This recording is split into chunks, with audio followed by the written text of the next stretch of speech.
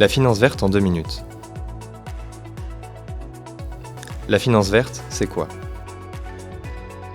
La finance verte émerge dans un double contexte de mutation de l'ère anthropocène et de prise de conscience par l'opinion publique des enjeux environnementaux. L'ambition de cette nouvelle approche est de se détacher des concours financiers traditionnels des investisseurs pour s'intéresser, parallèlement aux critères financiers, à des critères environnementaux et sociaux. Contrairement à la finance traditionnelle dont l'objectif est d'orienter les investissements vers les projets les plus rentables, la finance verte a pour finalité de les diriger vers des projets d'action pour l'environnement.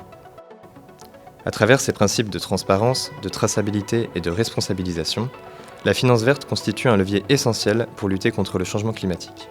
Il s'agit donc d'inciter ou de contraindre les organisations à se comporter de manière compatible avec l'environnement.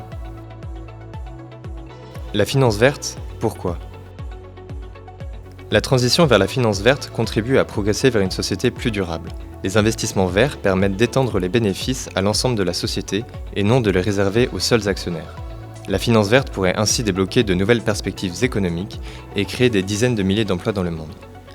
La finance verte permet également de répondre aux besoins urgents de développement durable. En 2015, l'ONU a adopté 17 objectifs intégrés de développement durable. Pour les atteindre, des ressources financières sont nécessaires, auxquelles la finance verte contribue naturellement. Toujours en 2015, les accords de Paris ont fixé des objectifs de lutte contre la crise climatique. Ces derniers impliquent une action collective de l'ensemble des acteurs pour mettre en œuvre des politiques innovantes de financement vert. La finance verte, comment ? La mise en place de la finance verte est un processus crucial qui implique l'ensemble des acteurs de l'économie, investisseurs, entreprises, mais aussi acteurs publics locaux, via leurs investissements et les mesures de communication et de dialogue qu'ils instaurent. Dans ce contexte, le recours à la notation extra-financière est de plus en plus systématique. En témoigne notamment le développement d'indices boursiers verts. Les investisseurs s'orientent vers des fonds avec une bonne notation ESG et ISR. Par exemple, les Green Bonds ou obligations vertes permettent de financer des projets respectueux de l'environnement. Toutefois, un encadrement est nécessaire pour garantir la transparence des sociétés proposant des fonds verts. Les organismes de contrôle jouent un rôle clé en veillant à ce que les informations fournies soient exactes et en aidant les investisseurs à identifier les opportunités durables. La création de labels, comme Greenfin en France, permet de cadrer les pratiques et de garantir la stabilité financière et climatique. À l'avenir, des normes réglementaires pourraient également voir le jour.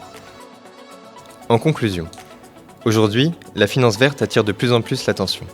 Pour beaucoup, elle joue un rôle décisif face à la crise climatique et à l'impératif de développement durable. Mais plusieurs auteurs soulignent ses limites. Les démarches de finance verte demeurent souvent en marge d'une stratégie axée sur la performance financière.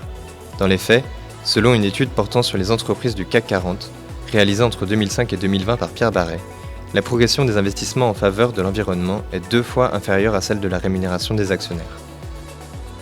Malgré ces premiers éléments, plusieurs questions restent à approfondir. Comment concilier durablement finance et transition écologique ?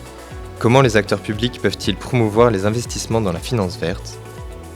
Quelles sont les principales difficultés rencontrées par les acteurs de la finance verte pour en faire une alternative viable ?